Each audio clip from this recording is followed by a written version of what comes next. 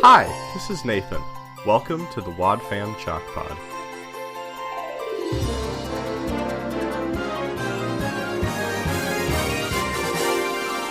Oh, hi there. Welcome to the pod.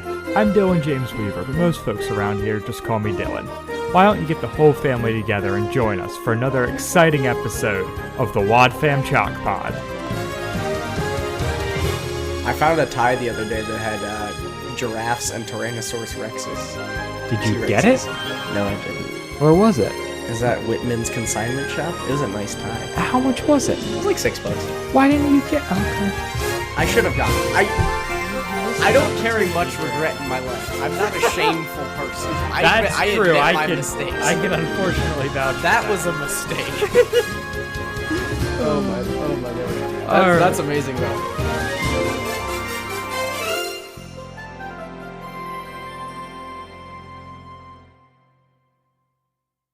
Hello and welcome to the Wad Fam Chalk Pod. I'm Dylan Weaver. I'm Andrew Sabo.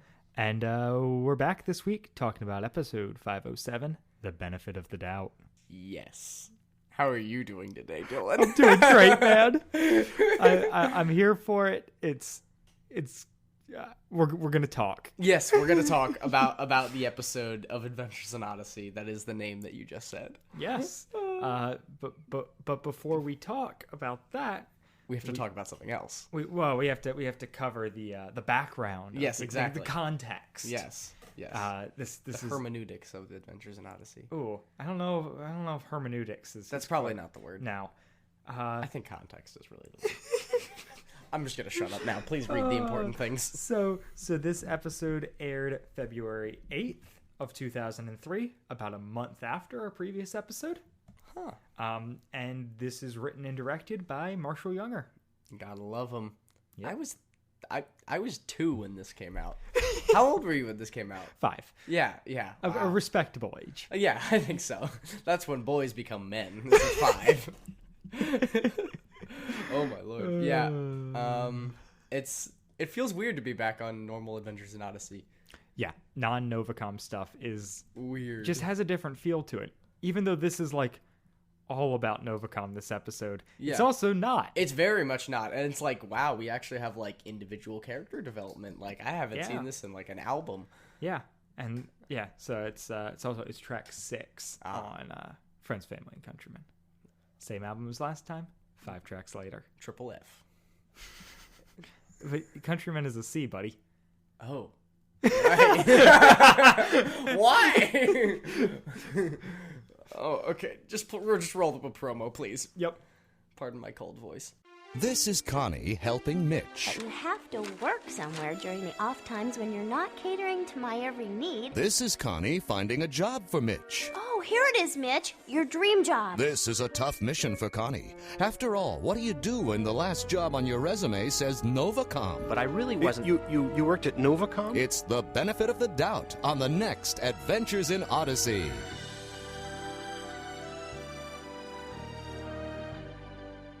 Wait a minute. This episode's not really about Connie and Mitch. This is Connie. Yeah. This is Dylan sitting alone. This is Andrew talking into a microphone. This is not what this podcast is about. I don't get it. I don't get it. What the heck? Yeah, no, it's a weird weird promo. one. And At least it fit like the 30-second mark pretty well. Like the tail end outro was pretty. Yeah, it was pretty clean. I don't know that I like the premise of it. No, neither do I. It honestly feels bad. Yeah. Like It makes me uncomfortable. like you're really What do you're you really, do when your last job says Novacom? Yeah. What? But that part, but just this is Connie looking for a job for Mitch, and then she's like following up like Yeah. this show doesn't do right by Connie. No, it really doesn't. I don't. Oh, Which dear is God. hard because this show is the only place she exists. Yeah, poor Connie. Poor Connie. I mean, maybe she exists in like some semi-humanoid form somewhere in Colorado Springs. Like one of the premises of like you know that Black Mirror episode where they like upload people's brains into like microchips and stuff. Yeah. Yeah, I'm guessing like Connie exists in that capacity somewhere. Oh, okay. Anyway, there's your I don't daily buy Black it, Mirror bit. but I'll take it. Yeah, so this episode we have a normal teaser, like a normal intro, and then it opens on Whit and Connie and Mitch at Whit's End, talking about Novacom. Mm-hmm. It opens on some very different music, which Yeah. this whole episode Weird music. is I don't understand that. It doesn't feel like Odyssey. No, I mean, I would have to listen to more of this album to see if, like, oh, this spans across several episodes, but it doesn't feel normal. No. It doesn't, like, the transitions aren't familiar, especially with Kobe as a major character in this episode. I don't really remember much about Kobe as a... Colby. Colby. You really don't remember much. No, I really don't, because I have him written as Kobe in my notes, like Kobe Bryant, but that's not... Nope, that's not it. Wait, do you have it with a K? No, I have Koby. Yeah. No. Colby. Oh boy. This is a good day. All right, but we're not hitting Colby yet. No. Because we start with Novacom firing everybody. Well, yeah, it's Connie reading the jobs to Mitch. Yeah. Something about lots of housing available. Yeah. It's a really weird scene. He's like, I doubt, my dream job is in the, like, Connie's like, oh, you might find your dream job. He's like, I doubt it's going to be in the Odyssey Times. Maybe it's because it's working for the FBI and you're smothering me, woman. But the weird thing then, too, is she immediately throws out flight attendant. Yeah. Which, two things. One, why is there a posting for flight attendant in the Odyssey Times? That seems weird. Yeah. Because, I mean, doesn't Odyssey have an airport? No, people fly out of Chicago. They fly into Chicago from Odyssey. Odyssey has an airport. We've established this, right? Oh, maybe we have. I think we have. Yeah, Odyssey might have an airport. But still, why would it be advertised there? Yeah. And then I guess if it's just like flights from Odyssey to Chicago, then this makes a little bit more sense. But Connie's so paranoid the last episode about Mitch leaving. Where this and then she's he's just like, gone. She's like, just go be a flight attendant. You'll be anywhere but here, basically. Yeah, like that's how flight attendants work. Yeah, I have a friend that's a flight attendant, and he is very rarely home. Yeah, I feel bad for him. Yeah, I don't understand it. Oh well, and then they're talking about like a bunch of housing is available because a bunch of people from Novacom got fired. Like I think they say like 65%. Well, 65% got laid off. Laid off, but it's not even. Yeah, it's just people are moving away from Odyssey because they don't have their jobs at Novacom. Yeah. Similar to what we saw with the Colburns. Yeah, that situation. Back when that happened. And they're laying off because presumably they're kind of just downsizing and like only doing the television thing and not the mind control thing. I mean, well, they've also, like, I imagine, I don't know if Novacom is a publicly traded corporation, but like their stocks had to have plummeted. They no longer have any money. Like, they're being sued by everyone, presumably. Yeah. They're in... Yeah. I don't understand how they're even waters, still like a company. No, 65% seems low. Yeah. But I imagine it, given time, it'll be less. But also you got to think about the fact that, like, I don't know, it makes sense that Novacom's eventually going to completely, like, fold in on itself. Yeah. But Andromeda had its hand in, like, yes, their board was in charge of mind control, but they also own a series of bookshops called Mary's Stories. Yeah. And presumably other stuff that's not, I guess that brand apocalyptic. Kind of died. Yeah. So they still have to continue existing for those reasons? It's funny to view Novacom as a corporation when Andromeda and Novacom are used so interchangeably, like, throughout the series. Like, yeah. I mean, yeah, Novacom, if Novacom's... The problem is that, like, it would, the way that to play this that makes the most sense, and maybe this is what Andromeda does, is to be like, oh no, all that bad stuff, that was just our division Novacom. You can ignore that. Like, we're still cool, but like we've seen it obviously go the whole way to the top. So then it's like, I guess this huge multinational company that does everything is just collapsing. It must be. I don't know. I also, to get weird and Black Mirror-y, as we were just talking, like, if, let's say we found out tomorrow that Google was trying That was the example I was that thinking. Google was trying to control our minds, and like that all came to light. Yeah. I think Google would still exist as a company. Yeah. I don't think they I don't think that brings them down. Samsung delivered phones that were bombs. Yeah. And Apple purposefully slows your phones, and they haven't taken hits. They're still... Samsung's more popular than it was before the bomb incident. Yeah. Yeah, and Apple are arguably the same thing as well, where it's just kind of like, well, if your phone's 3 generations old, you're probably wrong, and then therefore your phone can suck. Yeah, it's weird. Like, there's been a lot of stuff. Well, and then, like, you know... Well, and nonetheless, like, Alphabet wouldn't go under, certainly, if Google didn't. Yeah. No, well, and I mean, all of what's going on with Facebook. Yeah, exactly. And Facebook is still doing just fine. They're doing quite well, I hear. If a company, fully came out and were like, no, like, we had plans to mind control you for... What was the point of the mind control? Never quite said. I mean, you can do a lot of things. Enslave the human race and do whatever they want. What do they want?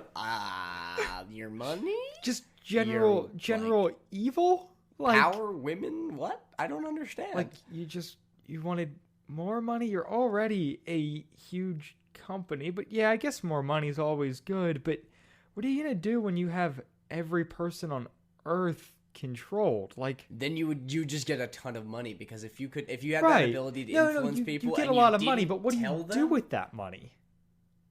Like, build big houses and spend a lot of money on like gold-plated crystal meth or something. But like, think about the fact you have literally like infinite money, literally unlimited. You have. No one's going to stop you from doing anything. So, like, you don't need money for the big house, because you can just tell, hey, all you people, move. Hey, all you people, come build a house. Yeah, like, pretty much. Like, what's the end game? There is no end game. Time travel is the end game. At least Thanos had a plan. Kill half the people. Maybe that's what Novacom wanted to do. Walk half the people into the Pacific Ocean and build a land bridge. We never find out who the chairman is. My fan theory, it's Thanos. He was like, shoot, the whole mind control thing didn't work well. Guess I got to go find 6 gems. Yeah, 6 Infinity Stones that are like cosmic entities or something. Dear God. Yeah. So anyway, Novacom is smaller now. And, smaller Novacom. Exactly. And Connie's just a jerk. Yeah. Like, Connie, like, I understand that Novacom was mean to her, and like that makes sense. But she's straight up like, none of them should be here. And then it's like, well, maybe they're not all bad. And she's like, they're all bad. Right. Like, how could you work for Novacom and not know? Yeah. And then this whole scene is just funny because they're sitting around, presumably like the counter at Wit's End. Yeah. Connie is reading through the job postings in the Odyssey Times. Mitch is doing a crossword, and Wit's just kind of standing there commenting. He's helping Mitch with the crossword. And so we find out that like he wrote the crosswords for his high school papers. Yo, yeah. Did I note that? I feel like I did. But it's funny because the first question is like the name of like a French musical or something. Like, it's something weird and obscure. Yeah. And then with each question, they get less and less obscure till it's like, Mitch is like, what's a, 4-letter word that means blue, and it's blue. Exactly. I can't come up with crossword criteria off the top of my head. I'm sorry. It's okay. I'm sorry, Chalk Squad. That's just outside of my abilities. With practice, you will get better. It's okay. Just do it. Don't comedians, like, they write a joke before they go to bed every night, that sort of deal? Like, just do that with crossword criteria. Okay. That sounds like a perfect goal. I see no problems here. Nope, not at all. Can we talk about Connie and Mitch real quick? Can I? No, go for it. Okay. Sorry. Because there. Okay. There's a thing I want to hit before we get to Connie and Mitch, but I've got a lot of Connie and Mitch to hit on here. Yeah. But it's just Connie listing these things off brings up like, oh, there's a job hiring a computer programmer, and Mitch, like, you're good with computers, Mitch, which is something that everyone who has ever been half decent with computers has heard. Yeah. Like, oh, you know how to copy a file to a flash drive, you should be a computer programmer. Like, it's always from because it's the same thing. Yeah, a grandparent always says You that. set up Windows on my computer, you must be able to program. Right, but I love that rather than the correct response, which is being good with computers and programming are like different things. Yeah. Mitch's response is, I'm more into people than computers. Yeah, that is I was sweet. like, okay. That's an interesting twist. I'm cool with it. It's a fun flip on things where I was like, oh, Well, Fair. can you code? Or can you program? not well. No, I mean, Okay, that's fair. I know some Java, so I can do basic stuff, and Yeah. I'm like a whiz at Excel, but that's About it. Yeah, but you don't yeah. no, I can get by in HTML. I know a little bit of SQL, but like I'm not. No, I know a little bit to get by in certain. But circumstances. you're an example of somebody that's computer savvy that cannot code. No, I would never be hired as a programmer. Exactly. That would make no sense. Like I've picked up some skills to accentuate my other skills. Yeah. But I'm not a programmer. No, you're an IT man. Yes. I didn't go for computer science. I went for computer networking technology. Now you guys all know my exactly the same. degree. Look it up. Look it up. I'm going for nursing, if anybody was wondering. Completely relevant. The next scene. Wait. Oh, Connie. No, and Mitch you stuff. wanted to talk Connie and Mitch, and I do too. We are not moving on. No, not yet. Connie and Mitch, they just started dating. And they're acting like they're acting like Connie's inability to accept the possibility that Mitch could leave is like, one, completely understandable, but two, completely selfish and ridiculous. And It's terrifying. Like I get like getting into a relationship, being like, this person is amazing. This person makes me happier than anybody else has ever made me. Like, I'm so lucky to have this, but also like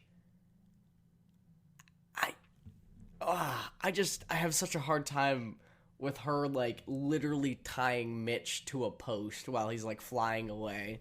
Like, no, stay in Odyssey, be a programmer, whatever. Like, this is clearly not what he wants. And if you were to engage with an adult logic for just even a little bit, you would understand that like maybe you guys are just different people in that way, and that's a problem. And not necessarily like a problem, but like that is just a way that you are different that makes it not conducive for a relationship. Yeah. Or Connie could just move to Washington. Yeah. She works at a soda parlor in Virginia. Or Virginia, sorry. Oh, you meant DC. Yeah, DC. I was like, Washington's a state. Yeah. But yes, DC, Virginia. But I think they do specifically talk about Virginia because that's where Quantico is. And Langley. Isn't Langley in Virginia? I don't know. What's Langley? That's like where the FBI is. I thought the FBI was Quantico. Or CIA. CIA. Maybe CIA is Langley? What's the difference? I know what they stand for. Does that help? No. I genuinely don't know. Who does the spy stuff? Is that the CIA? I think CIA is maybe more spy. I don't know. The We got NSA spies watch us. Yep. The FBI. I think the FBI launched like investigations that cross state borders and stuff within the U.S. and the CIA is more international. I'm going to believe you as gospel. Okay. Sounds good. What about you?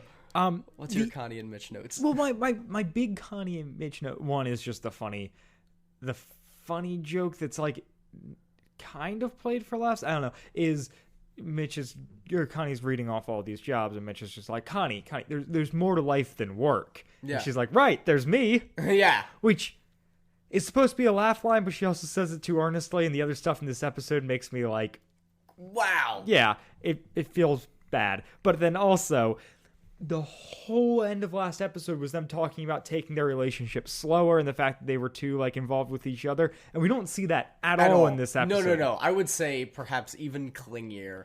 Yeah, and only in the sense that like I think Mitch has given in a little bit, and that's what makes it worse. Yeah, and I don't know, like, I wonder with stuff like this, like obviously Novacom was probably all cracked out in like a writer's room with a lot of input from everyone. Yeah. I wonder if now that we're getting into more episodic stuff, if there's as much collaboration, because like Kathy Buchanan wrote the last episode, but Marshall Younger does this one. Yeah. Like I don't know how independent it'll be interesting to track continuity and that sort of thing, because it's not as though there's anything that breaks timeline, but characters do feel a little different in this episode. Yeah, and with the different score and everything, like it. Yeah. I like when I was prepping this, like it doesn't quite feel like a normal episode of Adventures in Odyssey. Yeah. Yeah. I feel for Mitch and I feel for Connie in the same respect. Like you want to make this work, but it's just like, wow, are you just like? There's a difference between like head over heels and like head over heels and holding the other person via like a belt around their neck. Yeah, you're not wrong. It's foreshadowing. Oh, is that what that is? Maybe, I don't know. I honestly don't remember a whole lot. And then we have a musical cut, and it's Popsicle Cabrera. Yay! Weirdest kid in town. Yes. Oh my gosh, Popsicle Cabrera. What a guy. I am so glad that we covered the Popsicle Kid. Yeah, we covered the Popsicle because otherwise Kid. he's like completely nobody. Yeah, because otherwise you go into this and he's nobody. But we just like now we know a fun that he moment made of something synergy out of popsicles. Did that episode. And Awesome. not that that has much bearing on this at all, but you at least know the character a little bit. Welcome back to the show. Yeah, hi Popsicle Colby. Cabrera. How you doing? Colby with an L and not with a Kobe. Yes. So we get Kobe and Rodney and Alex. Did you just say Kobe? I did call. It's what's written in my notes. We got a Nick J situation. Yeah. We've got Rodney, Colby, and Alex. And Rodney's Colby. Yeah. So Rodney, Colby, and Alex are hanging out. I'm sorry, Colby and Alex are hanging out. And Rodney comes up and starts harassing him. Yep. Calling Colby's dad a crook. Yep. Which my note immediately, I paused and wrote down, isn't that kind of the pot calling the kettle black, Rodney? Yeah. Your dad's an actual crook. Yeah. And then Alex says the same thing as soon as I hit play. Oh, yeah. It's so good. I think that's happened a couple times during the show, I think, with Alex, where he and I are just on the exact same page. Yeah, and so basically Rodney's giving Colby crap for his dad working for Novacom. He said, and like Colby is saying like, oh my, there's no way like my dad knew. And then Rodney replies with the iconic, don't you think Kennedy didn't know about the plot to kill John Wilkes Booth Jr.? And that was fun to write down. Because what? Kennedy didn't know anything about the plot to kill John Wilkes Booth Jr. either. Exactly. It's like, and Alex is like, none of that was historically accurate. What a hero. Yeah. And poor Colby. Yeah, oh it was at that point that I wrote in my notes, maybe the Nova box did damage Rodney's brain. I was gonna say, like, Rodney's talking a lot of crap because he was the one before that was like, I know everything to know about everything, and I aced my test and everything. Yeah, I think his memory might be just a little bit janked up. Yep. And then he's trying to yell, and maybe that explains timeline stuff with Rodney. Yeah. And then he's trying to yell at Colby's gonna yell at Rodney, and Alex is like, don't do it, don't finish that sentence. And then Colby's like, I'm gonna. And then it cuts. And then Rodney beats the crap out of them. But I love that they censored the episode with the score. Yeah. I can't imagine. Hey, Rodney, you... Like, I don't think... It's like elevator music, too. I don't know what he would have said. He said he called him a name. Yeah. It's just I just wonder what I'm presuming Odyssey... it was... Yeah, what is Odyssey's go-to Odyssey consider, like, is a bad word for kids to say in this instance? Butthead. Right. Like, Presumably. Yeah, or maybe, like... Well, no. No. That's as far as I'm going on this. Yeah. All right. But there's a lot of them. just say a bunch of them right here, Andrew, and then I'll just censor it with music.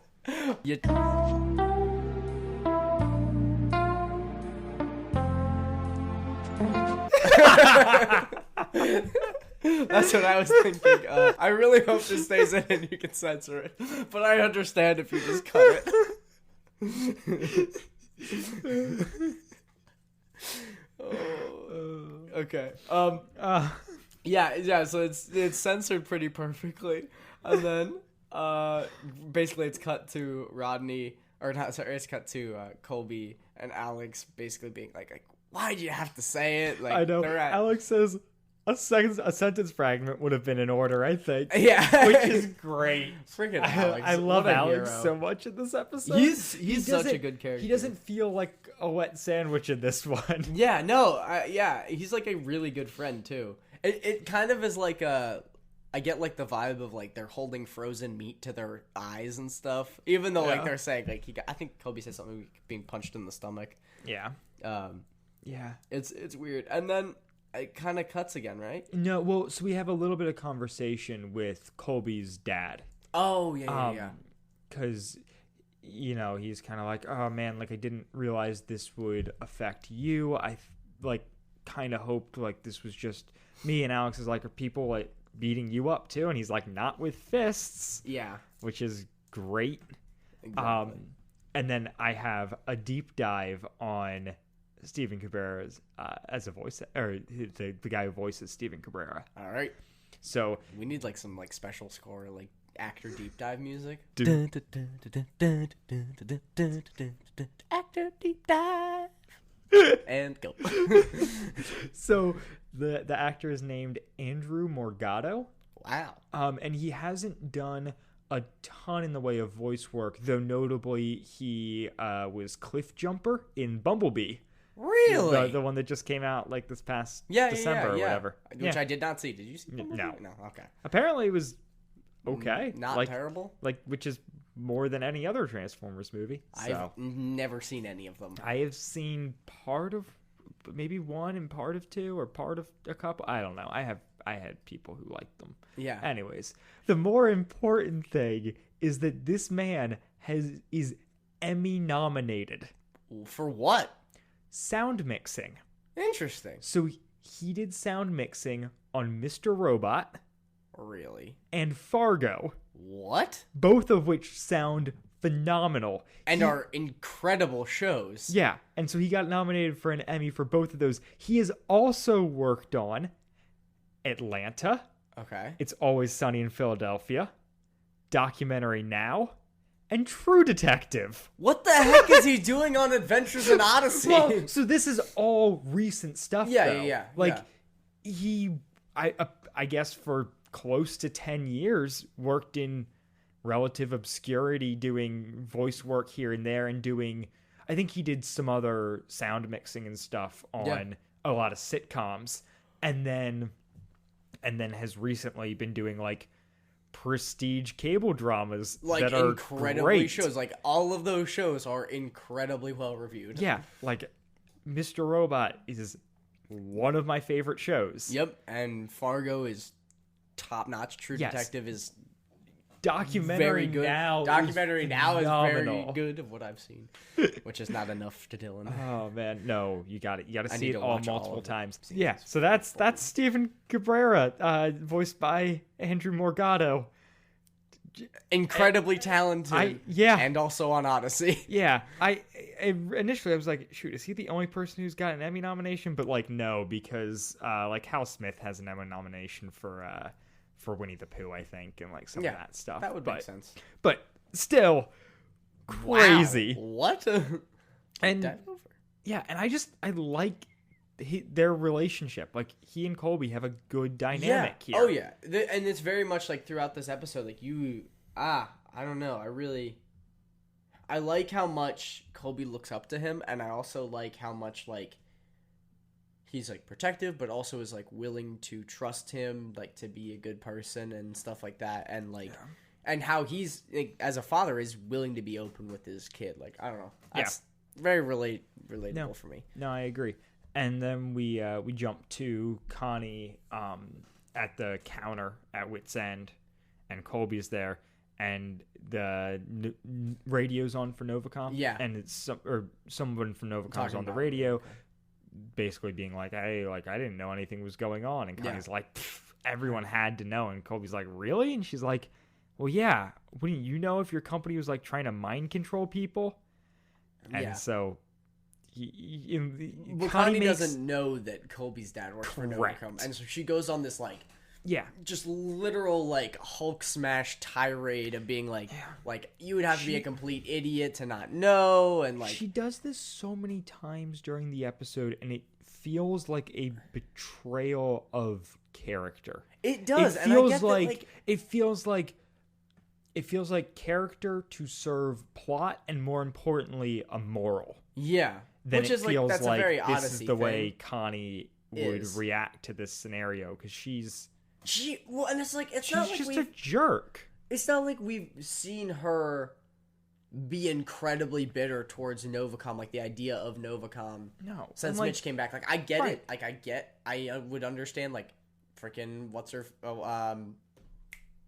Bennett Charles, like, held her at gunpoint and, like, all that stuff. Like, that makes sense, but, like, the growth that we've seen with her over the show seems to be, like, just thrown out the window for this episode, and she's just like, Novacom is 100% all bad all the time, and says it to Connie, and says it to Whit, and says it to Mitch, and now says it to a child, a literal child, like a customer. Yeah. And she also is like, yeah, they'd have to know it was mind control unless they, like, heard accidentally and thought they said mime control. Yeah. Which is a bad joke. Yeah. That Odyssey will use again in the future.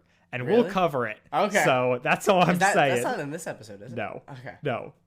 But yeah. And then Whit comes over after, like, Colby, like, basically, like, runs away from the table. And Whit's like, what was all that about? Yeah. And Connie explains, and he's like, oh, well, you know, Colby's dad worked for Novacom. You better go make this right, Connie. Yeah. And Whit's right. Yeah. But Connie shouldn't have been wrong? Yeah. Yeah. No, yeah. I mean, Whit's right to say, like, go make it right and stuff. Yeah. And, like, I think she tries to call or something. Yeah. Well, she ends up going to the later. house. Yeah, and she ends up going to the house. That's later, though. Yeah. Yeah, and then we then go to... Mitch at a job interview with a tech company, computer programming. So this is presumably the programming job Connie talked about. This guy is bad at interviewing. He's very bad at interviewing. He's just like, oh, what's, you know, why is there this hole in your resume? And Mitch is like, well, I was, you know, kind of working for Novacom, but, like, and he just is like, basically, get out of here. He basically hurries it up, and which sucks, because Mitch is, like, trying to explain, like, hey, I didn't actually do this, like, it's a shame. Yeah, but it's frustrating as a listener. The crazy thing is that, so, it's this guy he refers to as Mr. Graham. Yeah. This is Nathaniel Graham's dad. Really? Because, so Nathaniel Graham's, like, one of the kids in the show. Yeah. So, there's an episode, which is called The Life Trials of the Rich and Famous. Where Nathaniel Graham's dad, whose name I don't remember, but is the guy giving this interview, starts this website called Fax Buffet, and gets rich, and they move. Yeah. And it's this whole, like, weird thing of Nathaniel trying to navigate having, like, all this money. Yeah. And because he has a line where he's like, I think it's Mandy and Jared. I don't know. It's someone comes over and he's given them the tour, and they're like, how many bathrooms do you have? He's like, I lost track. It, like, 8.5. Yeah. Which has always been, for whatever reason, a line that stuck with me. No, I remember that now that you say it. Losing track of the number of bathrooms is weird. Also, how are you counting them? Like, I understand the difference between a half bath and a full bath, but are you counting 2 half baths as a full bath? Because wouldn't you technically be, like, wouldn't it be, or are there legitimately 8 full baths? Like, and then 1 half bath? Or this isn't even an episode we're covering, but no. I'm hung up on it. So it's just really... Anyways, it was really funny to be like, oh... I know that name and that character. And that's something that I wouldn't have noticed if I hadn't been, like, listening to it critically. Like right. And, and it was a thing of, like, the AIO wiki had, like, boom, Graham. And then I was like... Because I heard Graham and I was like, oh, let me check. And it was like, hey, that's Nathaniel's dad. You know who you think it is? Remember? It is. Yeah. And it, like, they did it because I think it's one of the people who works on the production end of things that's his dad. Interesting. I think it might be Bob Hoose, but it's one of those guys that they just always have around. Yeah. So it makes sense to throw him in here. But it's a fun little, like... Universal like, thing. Hey, Odyssey's got... Because this was... Continuity for once. Yeah. Anyways. No, that's awesome. That's cool. That's a good side note. But yeah, so Mitch doesn't get the job. Yeah. And then it cuts back to Colby and Alex again. Yeah. Rodney and Rodney shows up again. No, well, they go to see Rodney. Oh, that's right. Because Colby Rodney said he had evidence on why Colby's dad is a crook. And and Colby decided he needed to go see this evidence. So they walk up to presumably the Electric Palace. Yeah, it must be. And Rodney says that to Colby, I forget what he calls Alex, but he calls Alex some name, and then he's like, to Colby's like, Crook's kid, I'm still working on a name for you. But he previously came up with the nickname Popsicle. Yeah. And this would have been so much better. If you called him the Popsicle Kid. It's just like, whatever he calls Alex, Popsicle. Like, what are you going to do? Make your dad a jail cell out of popsicle sticks? I wish that is... Okay, Andrew, you just got hired. You're now writing for Odyssey. Heck yeah, that's been the dream. Nathan Hoobler. Yeah. Me and my man Hoobler. The Hoobs. Anyways, so Rodney's whole proof is that there's a receipt saying that 50 transistors were ordered from the Electric Palace by Colby's dad. Yeah. This means absolutely nothing. And it's nuts that Rodney has that receipt. Yeah. Because at the time that this happened, they did not know Novacom was bad. Yeah. So did Rodney go back through the receipts to see if any Novacom employees all purchased of their business receipts? Probably. Tax reasons. Did Rodney go back through all of these old receipts to be like, were there any Novacom employees who also have kids that I can bully about this? Yeah. Like, what? Yeah, he must have. Like, listen, he's like, a 9th grader in 7th grade math, so he probably doesn't have any homework, and he just combs through receipts all day. It's an interesting, choice to have Rodney actually have evidence instead of just be, making stuff up. Yeah. But it's good because it solidifies. So Colby, in the beginning, Colby in the beginning is like, no, you're wrong. Like, my dad would never do that. And this, he's like, oh no. Yeah, but the receipts also mean nothing. Well, Rodney says, those are the kinds that they use in the Nova box, and which is whatever. You have an electronics company, of course you use transistors. Also, 50 is so small scale that it doesn't make any sense. Yeah. Yeah. And why are they buying from the Electric Palace? Are they manufacturing Nova boxes in Odyssey as well? It's not well plotted. Nope. And then we cut to Mitch and Connie and Whit. Mitch is basically just saying, hey, I did 7 interviews today. Yeah. Wow. Crazy. You called up 7 different jobs. They all had interviews for the same day at time slots where you could hit all of them.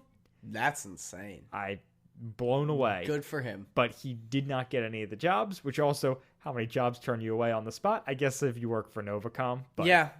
I mean, as if you far work as for Satan the company, you might get turned away at the door, but Satan Inc. Yeah.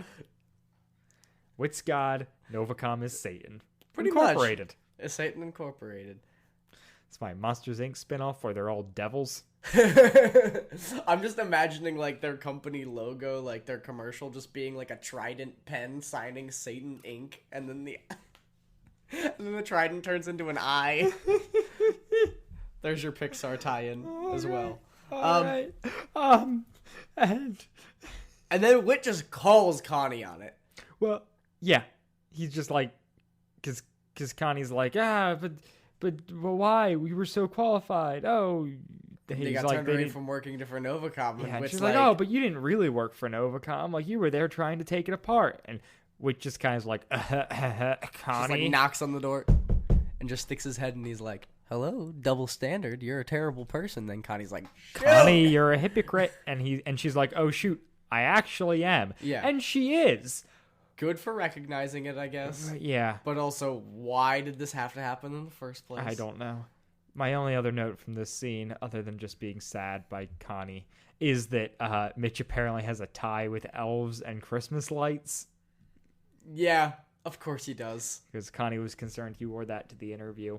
And so basically, it's again, we have Colby and Alex at Colby's house. And there's a bunch of cars in the parking lot, and Colby... Yeah. On the street, driveway. Yeah. Probably not a parking lot of this house. Yeah, that's what I meant to say. I just didn't want the tweets, except that I actually really want tweets, guys. Dear God, please. We need tweets. Please help. Oh my gosh, I'm so lonely. And so Colby comes up with this plan where he's going to tape down a walkie-talkie and stick it downstairs during this meeting so that they can listen in.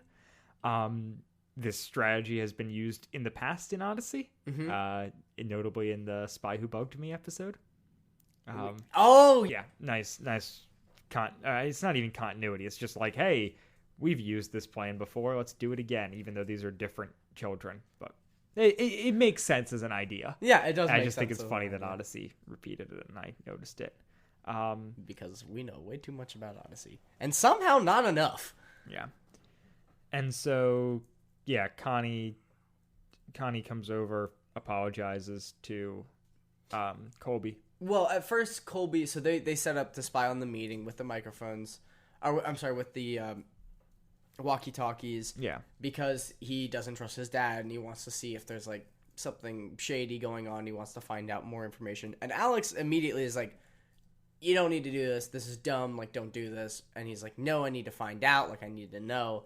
And then there's a ring at the door, and then Connie shows up, and she comes to apologize, and like that's a good, like a little bit of like a redemption for Connie. Like, no, like I am genuinely glad. Yeah. Based off the way, I wish she wasn't acting like this at all, but because she is, I'm glad that she did this. I wish she would have done it only once. It seems like the fact that she did it twice is a bit. What do you mean? Well, she slams people that work for Novacom. Oh, you're saying slamming. I thought you were saying apologizing twice. No. Yes, she slams them 3 times, like in the initial intro. Yeah. In the meeting, like every scene with Connie is just her just bagging going at it. Yeah, on Novacom. Which, oh well. Yeah. And then and it's like it's good for Connie, and then I think it's interesting for Colby to see that.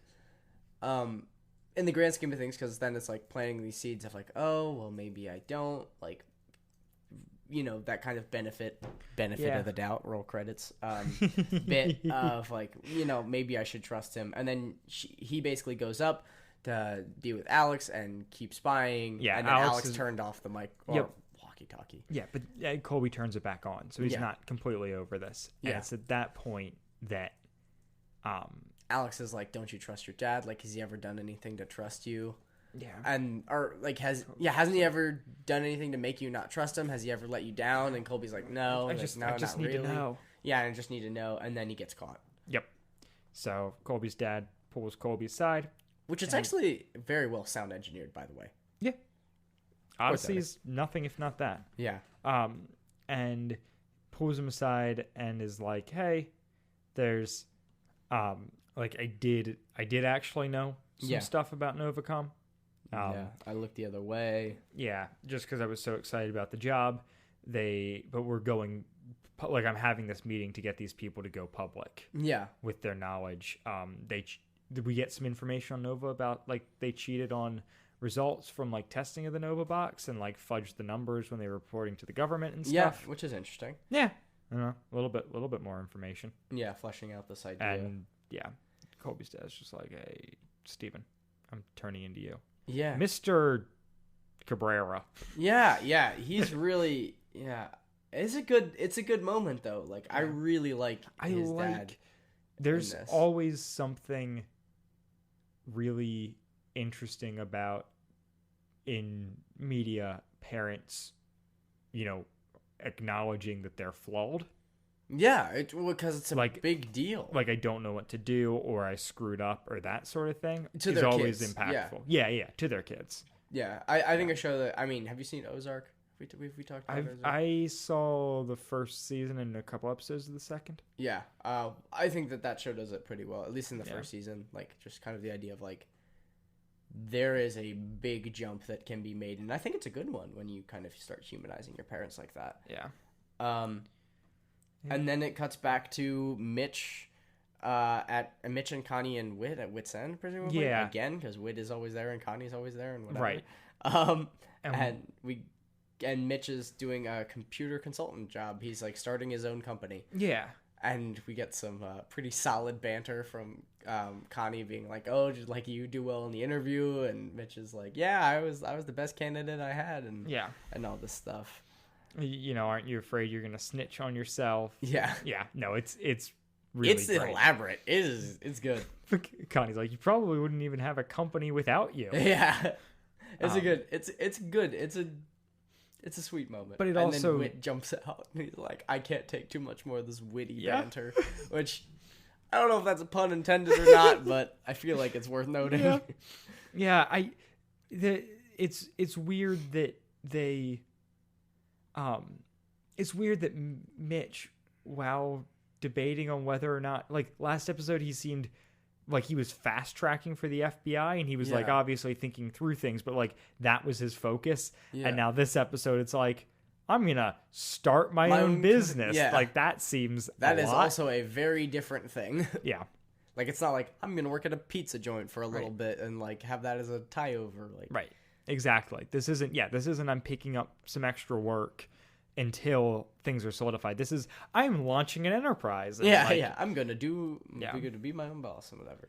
Yeah. And then that's the end of the episode. Yeah, the only thing that we kind of breeze past is Whit acknowledges that he is, or says that he's giving the Novacom ex-Novacom employees first choice for being hired at a shop in Connellsville. Interesting. I missed that in my notes. So Connellsville needs more people to run it, and so he's given Novacom people first crack at it, which is cool. That is even though we don't actually see that in the series, as the Washingtons run it and they have no Nova ties. But yeah, I guess nobody wanted to work for Whit's End. Yeah. Well, presumably there are people who work more on the back end of things. But, yeah. But yeah. And then we get an outro. We get a Chris wrap up, tying it into like Jeremiah about God fighting your battles. Yeah. Which is okay. Yeah. Whatever. I don't know. I wish that they would have taken this episode more, at least with the scripture wrap up and like this idea of like just focus more on not judging people based on that sort of thing. Yeah.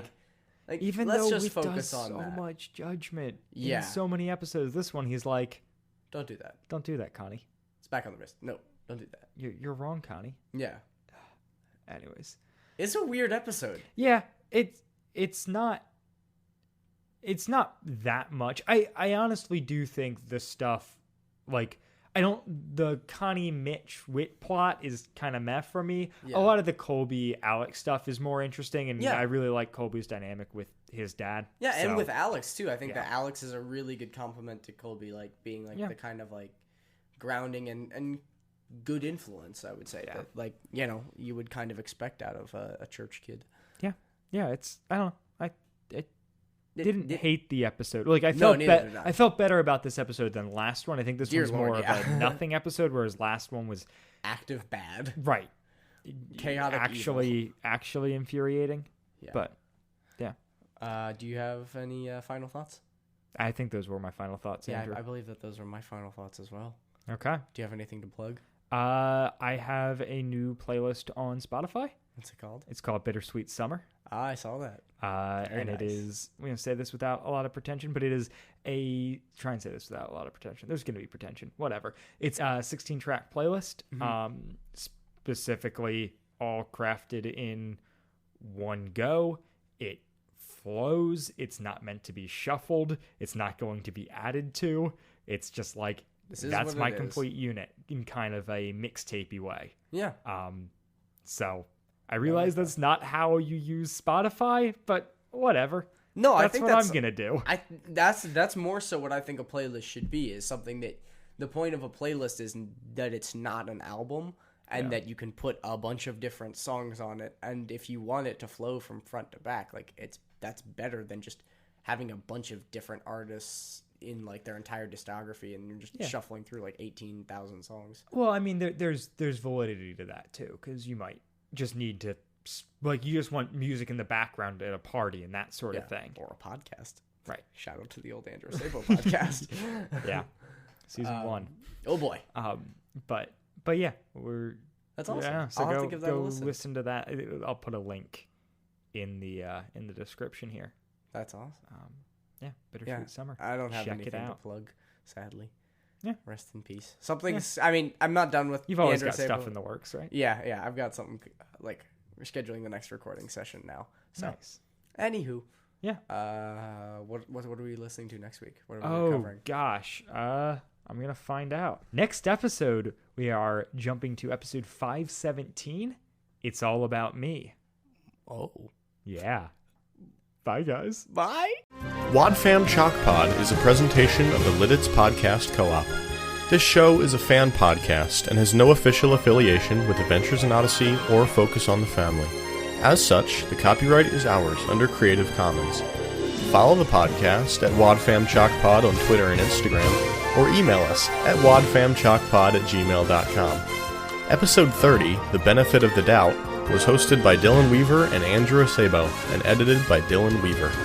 And I'm Nathan Haverstick, hoping you'll join us next time for more of the WadFam Chalk Pod.